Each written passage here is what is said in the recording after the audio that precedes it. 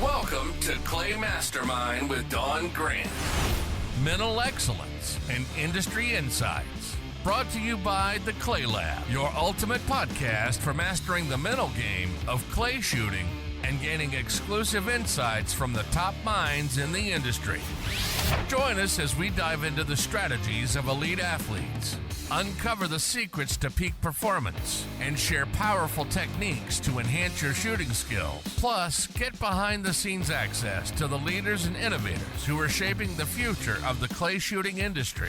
Get ready to elevate your game, sharpen your focus, and gain insider knowledge from the best in the business. Let's get started. Here's your host, Don Grant. All right, folks, thanks for tuning in to Clay Mastermind with Don Grant, industry insights and excellence and all that super cool stuff that I like to bring to you. And I appreciate those that are following and all the wonderful feedback that you give me when I do see you at competition. So thanks for listening. Thanks for your feedback. And, feel free to contact me at any time if you have questions, if you want me to answer any questions during a podcast, or if you have anybody that you'd like to suggest to be on the podcast. I'm definitely open to all of that. And today I have Delbert Whitman, gunsmith of DC Whitman Custom Gunsmithing. And I'm excited to hear all about your story, what got you to where you are now, and what your passions are. So thanks for being here, Delbert. Sounds good. I appreciate the opportunity. Sure thing. So give the listeners your little highlight. Like, who the heck are you? I'm a full-time professional gunsmith and gun fitter based out of the Traverse City area of the Lower Peninsula of Michigan. I do custom part fabrication on vintage guns as far as the restoration goes, restoration on vintage guns. But really, in the recent future, I kind of switched over and, I really enjoy woodworking the most. So I'm doing a lot of gun fitting, custom stock alteration, stock making, that sort of stuff. About 4 or 5 years ago, I started kind of gearing my business more in that direction. Although I still do a fair amount of restoration on certain vintage guns, and I pretty much exclusively work on shotguns, either target guns or upland hunting guns. Nice. Well, that's all sounds really cool. I look forward to hearing about your interest in the woodworking part and how that started getting more and more involved with you. So you're in Michigan. Is that where you grew up? No, I actually grew up in southern Minnesota, a little town called Olivia, which is about 100 miles straight west of the Twin Cities, out basically in the middle of a giant corn and soybean field. So my dad was a high school industrial arts teacher, and there it was a fairly small town, only about 2,500 people. Yeah. Yep. Did you start hunting and shooting at a young age? Yeah. We were a very outdoors orientated family. We were, into Boy Scouts and camping, hunting, fishing. So that's kind of how we just spent a lot of our time. And then how I kind of got a little bit more serious about it was when I was, I suppose, 11 or 12. There was a group of local shooters who went together and started a shooting range that was a fairly large shooting range. It had, they bought half a section.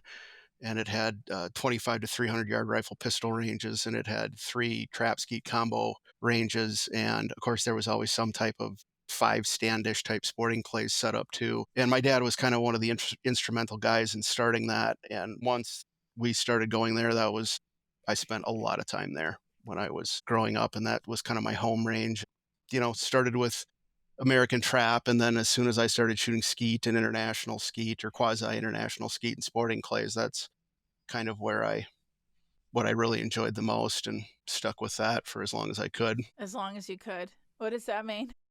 Well, I just, I shot competitively in high school. I shot competitively in the college team when I lived in California for a bit, and I shot whatever tournaments were available out there. I still shoot recreationally quite a bit. I shoot a lot of walkthrough sporting clays. I don't really compete a whole lot seriously anymore. It's mostly recreational now. But again, I still shoot quite a bit on a lot of different ranges. I do a lot of remote gunsmithing events, and they're usually held at shotgun ranges. So, I get to see a lot of different places and shoot a lot of different venues, which is a lot of fun. Yeah.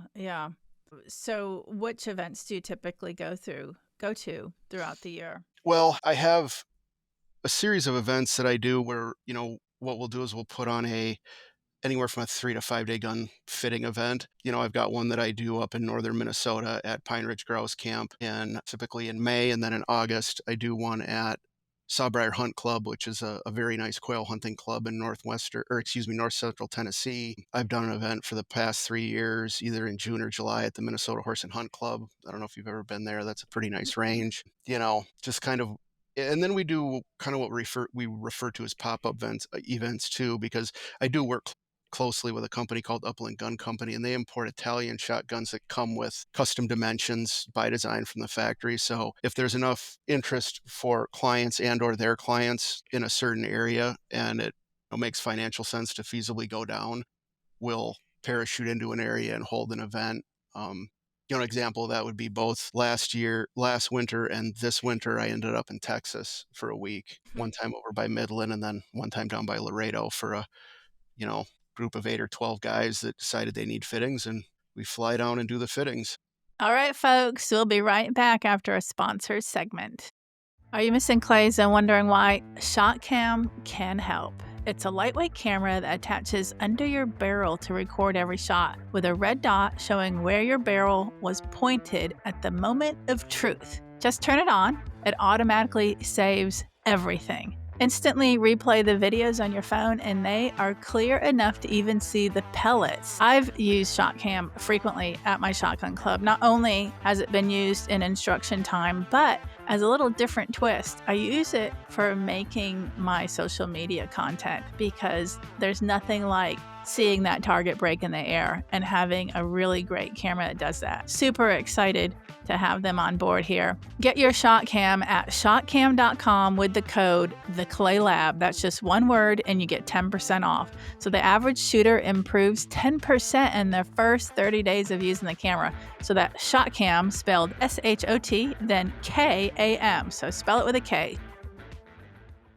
Yeah, so you start shooting at a young age. You're outdoorsy. When did you first start getting interested in gunsmithing, and what caught your attention about it? Well, and it was, there was kind of a confluence of things. My dad was an industrial arts teacher in high school, so I kind of grew up in a wood and metal shop, always working with my hands, making things in both wood and metal. And then, of course, I was shooting a lot and hunting a lot. And when I was a junior and senior in high school, I also had a pretty heavy, math and physics background when I was in high school, and I was kind of looking around for something that would be interesting, something that I would enjoy. And, it was one of those things where I didn't really know exactly what I wanted to do, but I knew I didn't want to, go to a 4-year school and pay $20,000 a year to figure it out. So Yeah. I went and you could, if you were thinking about going to the school, the gunsmithing school, and it was a state accredited tech school, so it was a good school. You could go and essentially just do a tryout period. So they'd let you come in and basically just sit and attend classes for 3 or 4 days. And I went and did that. I think it was the summer of my junior year, and I really pretty much immediately knew, like, this is something I would be very interested in. So right out of high school, I went to that gunsmithing school, Pine Technical College in Pine City, Minnesota. And they had a good program in that school, being an accredited tech school, they had, a machining program, a welding program, all that type of stuff. So, it was 2 semesters before we ever even touched guns. Oh, We were wow. we were Yeah. learning how to use machines, learning how to weld, learning heat treating, learning all the basic skills. And then they moved us into working on guns. And then while I was there was one instructor named Bruce LePage, he was more, that school was really based more around custom repair on, modern guns, parts changing, altering, a lot of pistol and rifle centric stuff. But because I was so interested in shotgun shooting, and this one instructor who kind of became my mentor, he was a gun maker and a stock maker and a shotgun enthusiast. And he kind of tucked me under his wing and said, hey, if you want to do this professionally as a career, you should look at doing more of the custom work, and probably work. If your passion is shotgun shooting, bird hunting, and target shooting, maybe that's what you should kind of focus on. So that's the course I took there. And that's kind of how I That sounds ended up going to awesome. school. Yeah. My son, he's 25 now, but about 2 years ago, he started showing some interest in gunsmithing, and he was looking online, and there are definitely these online programs, and he didn't end up doing any of them. But I really like what you're saying with the hands-on work and the different trades and figuring those out, the different skills, before you even Mhm. touched a gun. I think that's pretty awesome. Yeah. Yeah, it was really instrumental because you know, for lack of a better term, you kind of come at it from more of a manufacturing aspect Yeah. background rather than just doing repairs and altering. And it does change the way you look at the process of working on a firearm. That's for sure. Yeah. Yeah. Yeah. So, how many years now have you been a gunsmith? Gosh, I would have graduated from gunsmithing school in 97, middle of 97. And then I ended up going out and working for a manufacturer in John Rigby and Company in California. That's a British based company, but for a period of time, they had an American shop. They had a shop in London and a shop in America. Um, and my instructor, that guy I was telling you about, had a connection to that shop. He'd built them a prototype double rifle at one time and kind of made an introduction. And I went out there and worked for the better part of 5 years. And that was interesting because they I got to work around some really exceptional, gunsmiths and gun makers that were at the top of their game. And I was just kind of, just fresh out of college with maybe a little bit of a good skill set, but nowhere near what it needed to be. And having exposure to those guys, and then also they cycled some British guys through the company.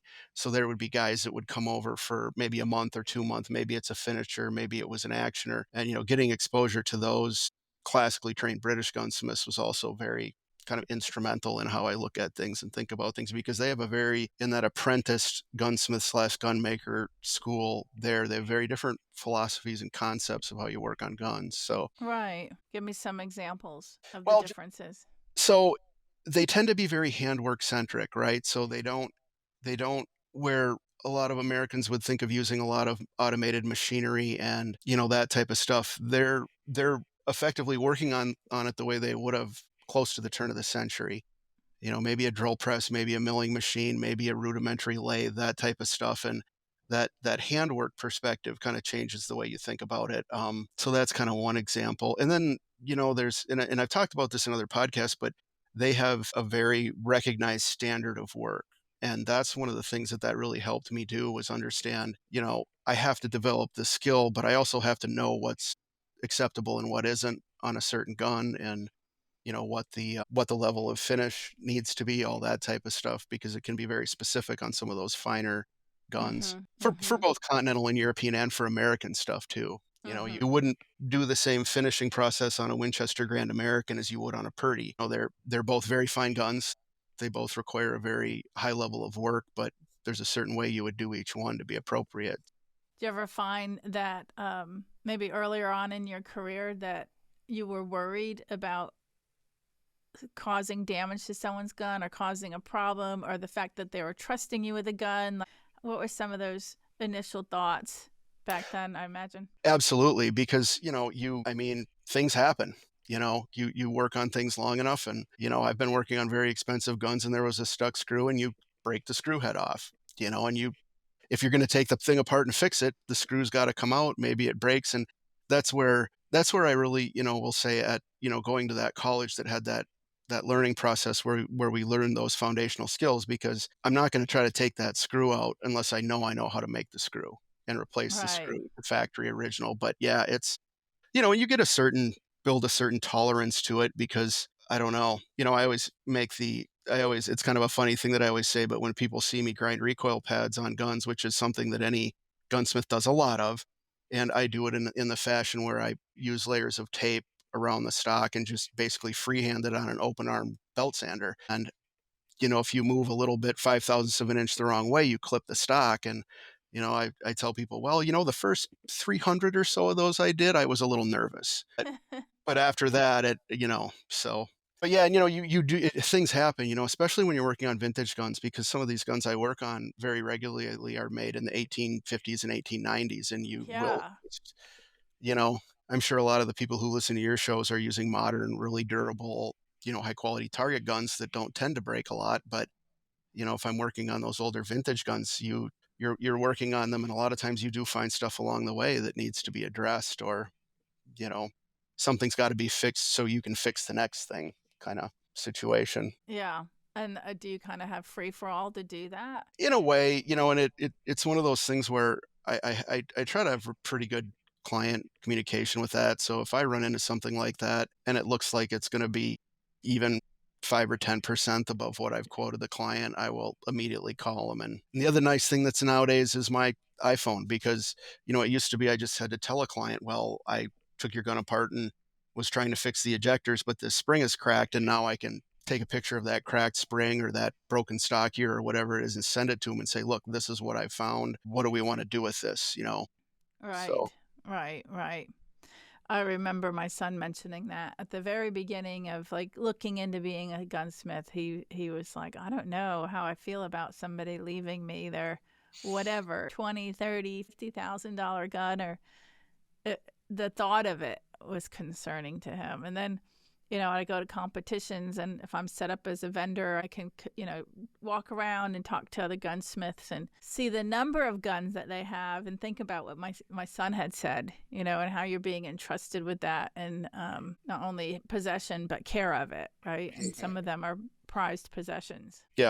yeah, it's a big responsibility. Yeah. And a lot of guns just, there's guns that I work on that have a significant dollar value, but to some people too, the emotional value is good. This might be a gun that's been in the family for 4 generations, Yeah. and it's being handed on, to that next 13-year-old kid that in 30 years is going to give it to his son. And yeah, that you have to maintain a level of respect and caring for those things for sure. Yeah. And I imagine it's a little bit second nature to you now. Yeah.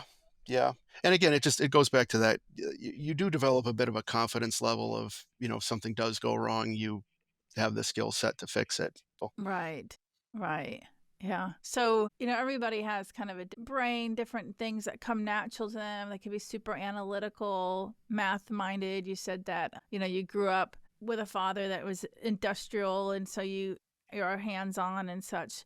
What do you see are your attributes that help you to be a really great gunsmith? well, one of the things I've always been able to do that, I don't know if this might be kind of hard to explain, but I've always thought very three-dimensionally. I think in pictures, I can look at things three-dimensionally and change them, and that helps with, design and, conceptualizing how a mechanical system works. I've Mm-hmm. always done that. And then the other thing too is I kind of like esoteric knowledge. So, I'm somebody who will research something fairly in depth, and Mm. when I was in when I was in college, I spent a lot of money on archaic gun books, Mm. especially British based, going through and looking and seeing how things evolved and how things designed. And if you that's something that can't be understated. There were a series of books by an author named Cruddington, and there were two authors, Cruddington and Bakers, and they serialized the development of the modern shotgun Oh, from the nice. time that it became a breech loader to probably the 1930s. And I know that's very archaic. Some of your listeners might not be interested in that, but going through that and studying that, seeing that evolution of how these things changed over time and turned into the guns that we have now, that gives a person a lot of insight into how things work. And then you can use that to help diagnose problems and solve Mm-hmm. issues, and all that Mm. type of stuff. So, and again, too, I've always had I like mechanical Newtonian things like that. So Mm-hmm. Mm-hmm. Mm-hmm. it's not, it's not work for me to sit down and look at that stuff. I mean, work eventually always becomes work in a way, but I do enjoy that sort of stuff. Yeah. I don't even know how to put words to it to myself, but I'm fascinated with history. And it's funny because in school, I sucked at history because I don't have the kind of brain that likes to memorize stuff. But as an adult, especially with TVs and like being able to watch TV series, I love the historically accurate like TV series of, you know, Henry VIII and Uh-huh. just those times, and being around anything like that, my mind kind of like attempts to go there. Like, what was life like for this person? Or what was life like, with this gun in this era and this time? And I don't know, there's just something about it. It almost kind of sucks me in. Going to like an antique store or something and looking at the antiques and the people that have owned it and what their life must have been like. Do you ever find yourself doing that with some of the Oh, older oh, guns? oh, absolutely. Yeah. I mean, a lot of these guns will come with monogram ovals, and you can look back and see when the gun was made. Some of these and I'm speaking mainly in terms of there are some American gun companies, Winchester 21s, being specific to this, but there's very accurate records, and you can see who ordered this gun in 1909 and kind of track the lineage back, and then again for me, just like you were saying, the historical nature of how things came to be as far as the designs are very interesting to me, because a lot of what we have now, as far as the end product of some of these guns, were developed in Britain, in London and Birmingham, some in Germany and Austria. But you kind of see how the politics and the interplay of the families that were involved in them pretty very heavily influenced a lot of the designs and how the designs happened. And much like Brescia now, in London at the time, they all knew each other, grew up with each other, they were married to each other's cousins and uncles, and there was family dynamics that were involved there, and yeah, really interesting stuff. Nice, nice. What would you say have been some of your challenges along the way? Self-employed, Oh, gunsmith. that's a coming from somebody who's got fairly severe ADD, just like anything, I would say for workflow management is always a big issue in a one-person shop, as it is with anybody, because there's nobody, if I've got 50 guns in the queue and something happens to one of them that takes a little extra time, be it 15 minutes or 2 hours extra, every other gun in the list has that telescoped. I don't have somebody to just say, hey, would you go ahead and take care of this for me? There's that. I'm kind of the secretary and the shipping department as well. I do all my own bookkeeping and shipping. I think one of the things that I try to stay on top of that's always challenging, because being self-employed, you can kind of be an ostrich and stick your whole head in a hole sometimes, and not notice what's going on in the industry, not notice what the trends are. And that's also one of the things that I like about the traveling and the involvement with the different shooting clubs, and that in the past 4 or 5 years, is I get to get around a little bit and kind of see what's going on, and interface with more clients and stay a little bit more tuned in to all of the new and exciting things. So Right, right. Yeah. Get you out a little bit. yeah, but no, again, just to condense, I think again, workflow and time management for anybody who's self-employed, I think, is always a challenge, probably the biggest challenge, honestly. Yeah. Yeah.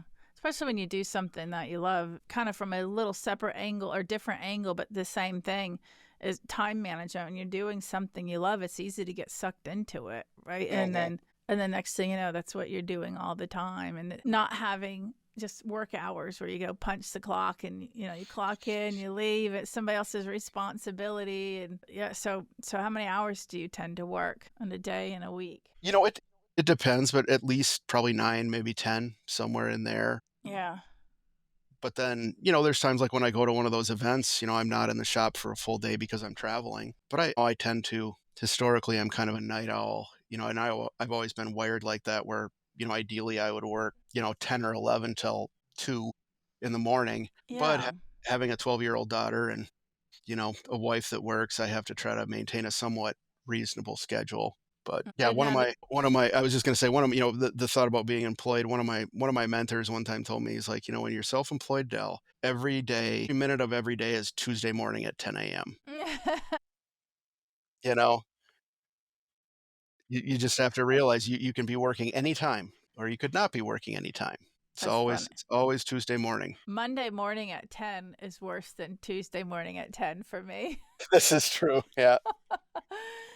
Yeah. I don't know what it is, but people seem to hit the ground running on Mondays. I don't really have a weekend, so every day I'm kind of doing, working in some form or another. And so, but I can tell when it's Monday because the rest of the world, bombard with phone calls and emails and, things that need to get taken care of right now. And I've learned to just not even schedule appointments on Mondays usually. And there's too many other curveballs happening. So does your wife help with the business? Not really. She'll help me occasionally with a few little just, mechanical / physical things, but not really. She's a professional nurse, and she works from home in CDI, which is a kind of a data cross-checking that they do for billing services. So she's here all the time in the house in her office, but as far as actually the working on guns or with the clients or anything. It's pretty much just me.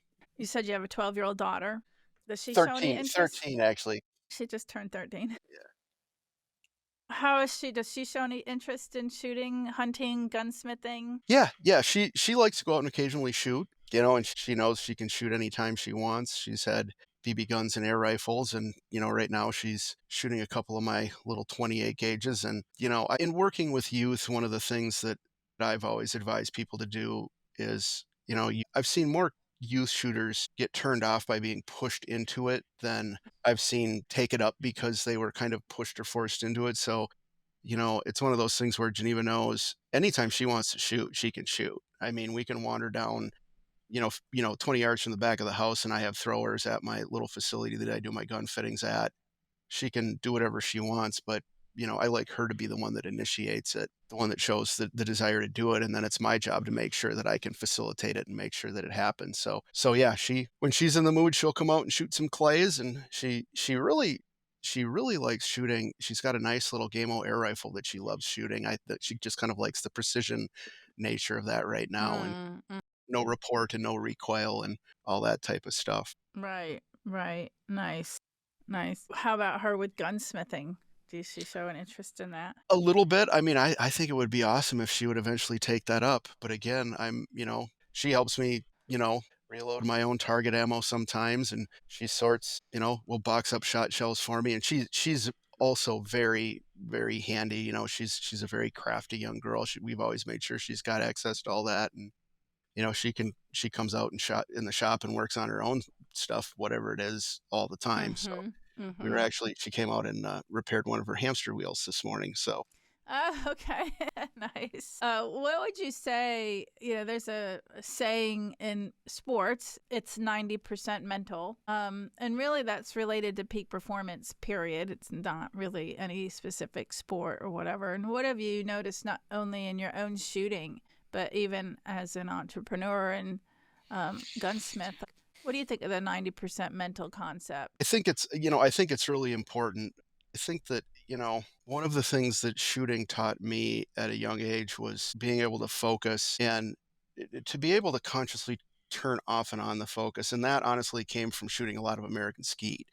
And, I preferred sporting clays. I preferred international skeet, but at a lot of the venues I went to when I was younger, it was American skeet and trap, and I preferred American skeet. But that mental game of being able to put yourself in that flow state, that state of awareness where you're allowing the subconscious processes that you've built to take place and happen, that is a skill that's been very vital to me. And where it applies to the gunsmithing, and a lot of times is, a lot of the things I do are fine handwork, and it's different but similar in that I kind of have to be able to say, okay, right now I'm going to go into this flow state, and I'm sanding or filing or doing this thing, and I just have to be there and let it happen. And I mean, I don't know how far you want to get down in the weeds, but when I'm working with clients, when I'm instructing clients during a gun fitting or just generally doing instructing, there's two things. One thing that I tell them is, 80 to 85% of making a successful shot is preparation, is setup, is having turned these things into muscle memory, and that then allows, when the opportunity takes the shot happen, to more easily go into, and I kind of refer to it as a flow state or a subconscious state. And that speaks to the gun fittings that I do. Is, one of the things is that if a shotgun does not fit well, if it is not comfortable and natural to shoot, if you're not pre-aligned with the line of sight as soon as you comfortably and naturally mount the gun, you're having to adjust to the gun. You're having to alter yourself to the gun. And anytime you have to consciously do that in the process of taking a shot, it has a deleterious effect. You cannot maintain that flow state or even get to it if you're consciously thinking about, this is my Browning Satori and I know it's high, so if this bird comes out hot or it's a chandelle, I've got to get, that it just, everything falls apart. So that, I don't know if that answers your question, but yeah, that is dead on there, because huge part of it. Yeah, I've asked hundreds, if not thousands, of athletes at this point how they describe the zone and if they've ever been it. And definitely a common denominator is that the conscious mind is quiet.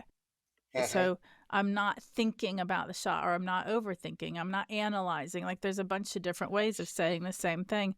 But it goes back to what you just said. If you're having to think about the mount or something specific about that gun, then you're in analytical beta mode, which is not where the flow or the zone is. And, I really appreciate it when I'm talking to somebody who's a professional in their field, also an instructor who clearly does see the zone or the flow state. And it is no different as any kind of performance. So performance as a gunsmith, peak performance as a gunsmith, repetition of skill sets ahead of time, right? And the only way that they're in muscle memory is because you've done them a bunch of times. So whether that was in your training and your schooling, or the fact that it was training, schooling, and then years of experience, but there's this repetition. And I found it interesting when you said deliberately go into the flow state. So do you really feel like it's deliberate, or do you feel like it just kind of happens in certain moments when you're doing certain things? I think there's a lot of verbiage you can use to describe that, but yeah, I think that people can get to the point where you can put yourself in a position where that happens. And, you can talk about things like meditation or repetition or, visualization or all of these things. But, in the end, these are all just tools that we use to turn turn a lot of stimulus off, and again, allow these things that we've pre-programmed in to happen. And really, what I've found in a shooting, in shooting situations, is that allows you to be, kind of proactive and reactive at the same time. A bird comes out and it gets a gust of wind and it hops 3 feet and it's 45 yards out. Now, if you're thinking about that when it happens, it's over. You've missed that bird. But if you're in that ready state, and it's almost like you sense it without sensing it, and you'll be able to compensate and make the shot. But yeah, I do think a person can get to a point where you can do that. Back to when I made that kind of little joke about grinding the recoil pads, I'm grinding to a distance of 3 widths of a piece of masking tape. So let's say that's roughly 15 thousandths of an inch. And when I step up there and I'm holding that up there, holding that stock up to that belt sander that's moving at 1,300 surface feet per minute, like whatever's going on in my brain, I'm not aware of any of it. I'm just kind of blanked out looking at it. Nice. And, it wasn't like that the first, Right. maybe 300 times I did that. But now I can walk up there and just think, oh, I'm grinding a recoil pad. Here we go. And it just kind of gets quiet, switches off, and there you go. And that's one of the things that I tell, when I'm working with a client who's, especially in their beginning proficiency at clays shooting, I tell them that the process of walking up to the stand or the barricade and assessing the target and getting yourself set up in all the ways that I kind of try to teach them to get set up, that should also become a very subconscious act. You really should be quieting down and working into that subconscious zone as you're getting ready to take the shot, and then hopefully maintaining it to the point where while you are actively taking the shot. And then of course, again, I know this podcast is predominantly about target shooting, but I work with in fact, I would say now a slight majority of my clients again are upland hunters and bird hunters. And that's a whole nother layer, because now we're talking about a lot more variability in where we're shooting. There's different safety factors. You typically have dogs involved, which are, so you're not only trying to make a shot, you're trying to control your dog or your dogs. And there's a lot that gets overlaid there. So. Right. And again, the importance of being able to be present, because you can't be thinking about the dogs and having total presence with the target, right? Like you've got to be able to move from one to another. It's like shifting your focus, and that's very deliberate, I would imagine. But I agree with you that you can put yourself into the zone state, the flow state. And again, I appreciate that you have that awareness, because not everybody does. And again, your performance and gunsmithing skills is absolutely no different than anything else, as far as the repetition going into, if you want to call it muscle memory, or going into your subconscious, to the point then where your conscious mind doesn't need to be involved, and actually is better that it's not involved, because if it was involved, it'd be like, oh my gosh, don't mess this up, or oh my gosh, if you go a little bit further, or what are we having for dinner? And the moment it's off thinking about dinner, you've just gone a little too far, and you're not you're drilling, but you're sanding there or whatever. And that's just, it's absolutely no different. And I find it amazing there are so many people out there that have little knowledge of this, or even deny it because they don't understand it. Like they deny that you can go into the zone state willingly, or I don't even know. They deny that there's even this mental aspect, which is hard for me to understand since I'm so enmeshed into it. But Well, I can. Yeah. Yeah, I mean, I can tell you that one of the most interesting things when I'm working with a client, and much of my instruction now is based around the classic British instinctive style of shooting. And, that's that kind of a modernized version of what Churchill and Stanbury and those guys taught. And of course, that stuff is more designed for bird hunting, close, fast, kind of tricky, variable targets, which is actually the type of targets I like to shoot now myself the most. But, seeing a client like be able to do that the first time or the first couple times and seeing the look on their face and, throwing them a bird that they're not really prepared for, because that's the beauty of that, that instinctive system is it really self-calculates lead, and you don't have to think about a lot. And to throw them a target that they're not familiar with and just have them work that process and make a tricky shot, a shot that they didn't expect that they would hit. And when they break that bird and they look back, and that's like, I may go through a whole lesson and they don't break a single bird, but when they do that once and they have that Right. feeling, that's the tipping point right there, is like, okay, that's what we're doing here. That's what this system does. We want to do that again, do that every Yeah. time.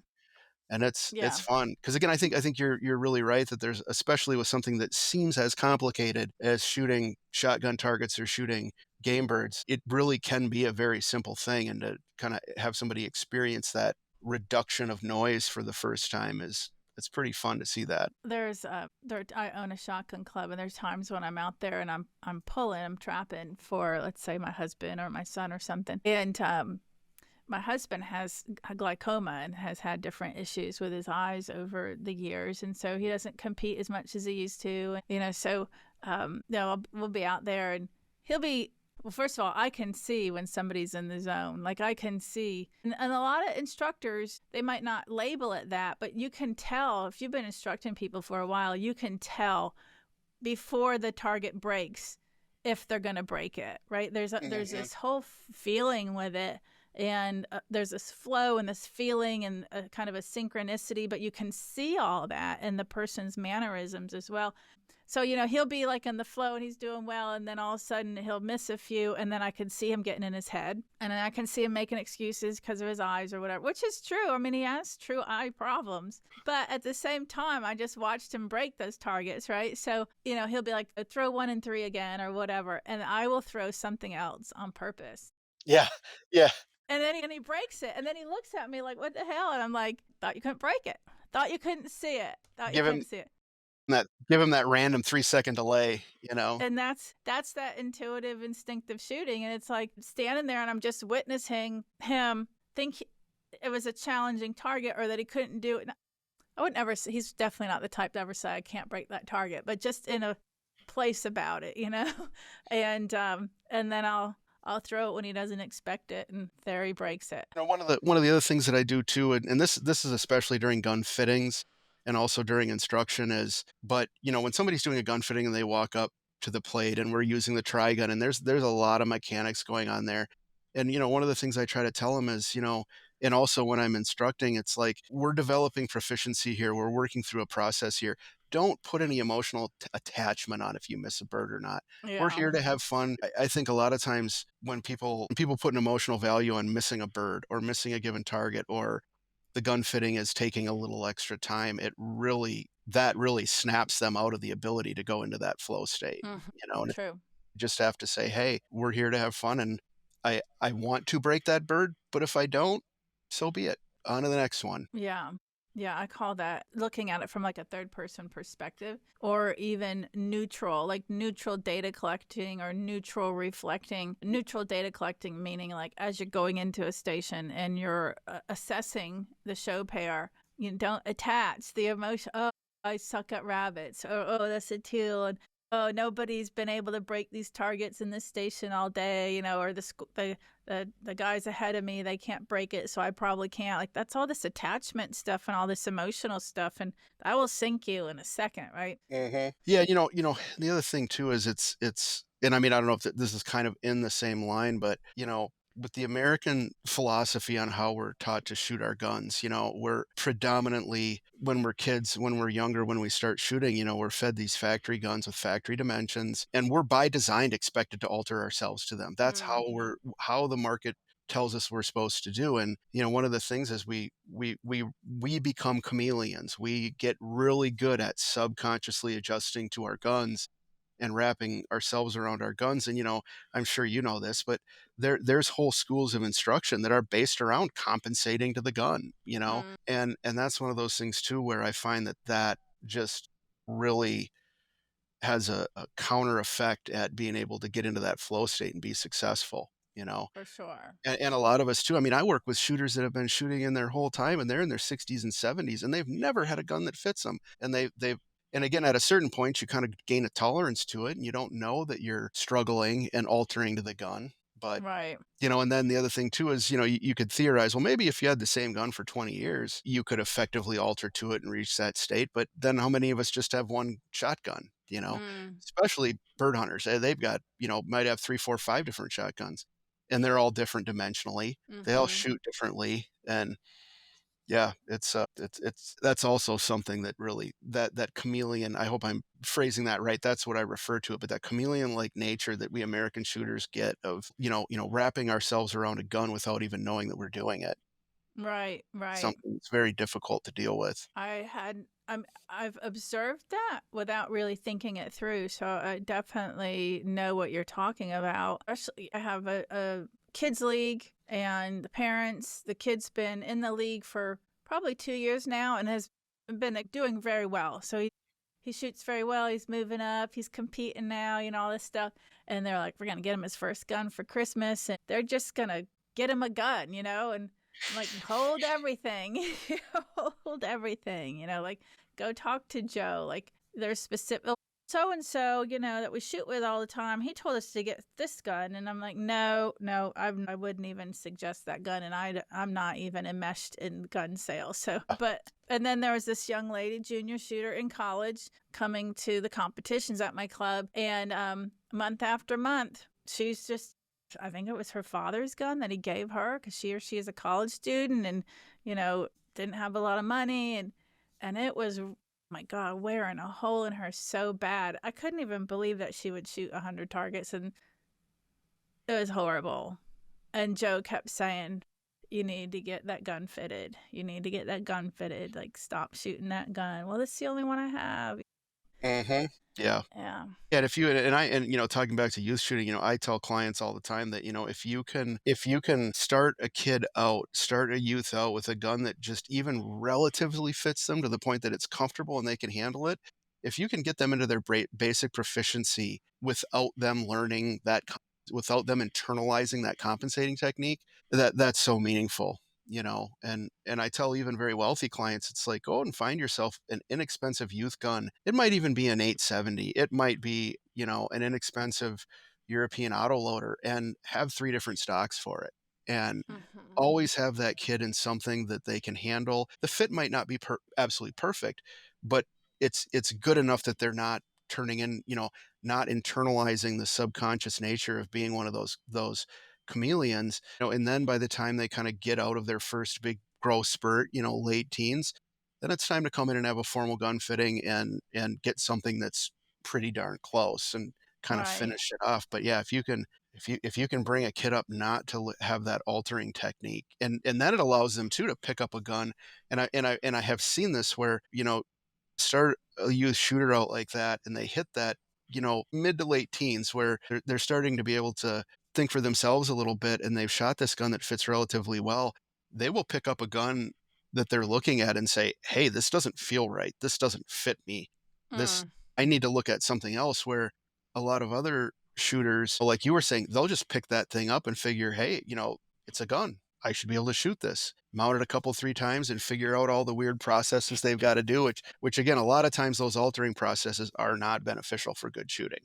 So. Yeah. Or I just thought of, there was a woman, her husband shoots pretty regularly at my club and was doing competitions, and all of a sudden, I guess she's always been pretty competitive. So then she decided she was going to be a competitive shotgun shooter also, and went to someplace else, got a gun, was told she was left eye dominant. It's got a gun for that.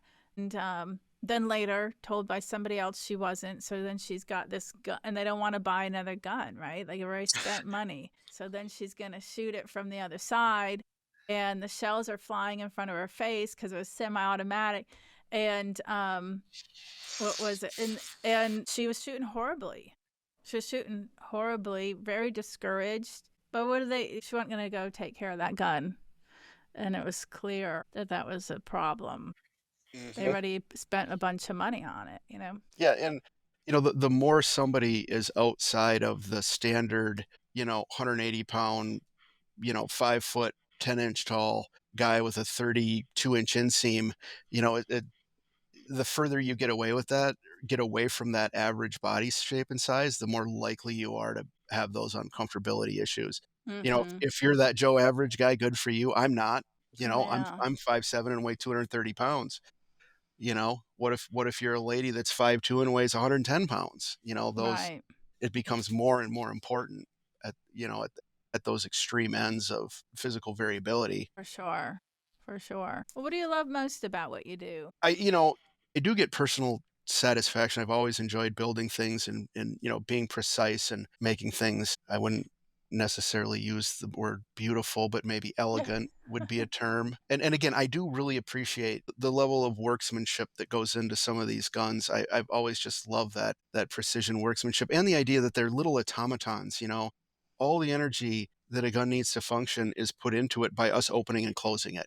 It's like Yeah. it's like an automatic watch. I find that stuff very beautiful. I do like working with clients because, in a lot of ways, shooting was very, very helpful and beneficial to me growing up. It kind of helped me find my crowd. It gave me something to do that I could feel good about. It taught me how to, at a young age, be able to go into that flow state. And I'd like to see my clients kind of have that same experience. And again, a really good example is literally the last gun fitting I did was for a lady that came and she was shooting with her father. And like you were talking, I mean, her gun was literally beating her up. She was having bruising in the high shoulder pocket. She was having bruising on the face, and she really wanted to shoot with her dad. And she ended up having some pretty specific fitting needs. But by the end of the fitting, with the tri-gun and actually with a somewhat kind of on the fly alteration to her gun, she was able to stand out at the plate and shoot, as many times as she wanted, and the gun didn't hurt her at all. And that was Nice. just an epiphany for her, and there's somebody that's going to go out, enjoy the sport, it's self-serving, but she's probably going to be my future client. I'm going to get return business, and maybe her kids are going to be my return business, and that's how the sport propagates itself. And on the hunting side of it too is very important to me because I really like being out in the field. I get a lot of satisfaction from that. That's very important for me. And my dogs too. That's a whole nother conversation about the relationship you build with dogs while you're hunting with them. There's a subliminal connection you have there that I don't know if I've ever felt any other place. Oh, cool. So, yeah. Intuitive. Yeah. The Yeah, instinctual, intuitive thing. Yeah. I've got a Flushing dog that, he's going to be 11 now. And, there's times where I'm hunting where if I can visually see him, and when we're out west a lot on the prairie, I can see him most of the time where, I don't even know what the cues are. I couldn't tell you, but we'll be walking along and something like his body language will change. He'll change direction. Just something will happen. And I'm getting my left foot out in front and my thumbs on the safety. And I've done that before I've even thought about it, Nice. and, Nice. doing that in concert with another living creature is kind of, you don't get that too many other places. So That's awesome. I haven't had that conversation before with a hunter related to that, but I have had it related to a rider on a horse. And I love that. I just, anything related to intuition, thoughts being energy, it is wicked fascinating and super cool. It kind of even goes back to what I said. If I'm standing there trapping for Joe, like I can sense, not just him, but any of my clients, even like I can sense when they're in that flow, the energy of it. There's a feeling there, and that's a lot of what you're talking about too. It's kind of sixth sense. yeah, about things. definitely. Yeah, really cool. I wanted to tell listeners that there's free tips if you follow me on social media. or my club, Amelia Shotgun Sports. I have videos on there, and I give out free tips, and there's free goodies also if you opt in for any of my businesses, whether it's my online course or my Mind Mastered app. If you just go to dawngrant.com/free, and definitely come see me and shoot some Joe Skull targets at my club, Amelia Shotgun Sports in Northeast Florida. We do have monthly NSCA events. Delbert, give a piece of wisdom and advice to listeners, and then your contact info and all. Shoot a fitted gun. That would be the first one. But the real thing is too is enjoy what you're doing and have fun with it and have a sense of joy. If you're not getting pleasure or enjoyment or out of what you're doing, take a break from it. I mean, one of the biggest problems that I see with shooters is they've crested that point of enjoying it into frustration and trying to push through things. And that's, I hate to say it, but there have been times where I've told somebody that I've instructing or shooting just to take a little break for a minute, and keep it fun and keep it light. And, that, again, that's what helps you be able to get into that subconscious place and have a good time, and also focus on the relationships too. For me, that's a big thing, and I shoot recreationally with a number of people, and the time you spend with the people who share your interests is as important as anything else. So nice. Good wisdom there. Good insight. And shoot a fitted gun. I agree with that. What's your contact info, website, phone number, email, and such? I'm kind of putting up a new website, but I'm at my Instagram account, which I get a lot of traffic through, is Upland_gunsmith. My business email is dcwhitmanjr@gmail.com. I've got a business Facebook page that I can be reached through email too. So, and we're always scheduling fitting events right along. And again, are your events typically on your website or social media? Social media a lot. And again, we've got those, there's 4 of them that I typically do in concert with Upland Gun Company that are kind of, biannual events now. And then again, too, if there's enough people that want fittings and it makes sense to come, financially and travel wise to come down and do a number of fittings, I can pretty much go any place in the continental United States. So, cool. Very fascinating information, Delbert. And of course, I always love it when I meet somebody who's got some good mental understanding, mental mind game stuff. And I wish you much continued success, and maybe I'll run into you at a competition someday. Oh, I hope so. Yeah, and thanks again. I appreciate your insights. Thank you. Thank you for joining us on Clay Mastermind with Dawn Grant. Mental excellence and industry insights. Brought to you by the Clay Lab. We hope you found today's episode inspiring and informative. Remember, mastering the mental game is key to unlocking your full potential on the course. And through our conversations with industry leaders, we aim to provide you with valuable insights into the world of clay shooting. If you enjoyed today's episode, be sure to follow, rate, and share it. For more insights, training tips, and updates on upcoming events, Dawn Grant and Amelia Shotgun Sports are on all social media platforms. Go to dawngrant.com and come shoot at Amelia Shotgun Sports. Stay focused, stay driven, and keep pushing your limits. Until next time, Dawn wishes you success and happiness on your journey to peak performance and industry mastery.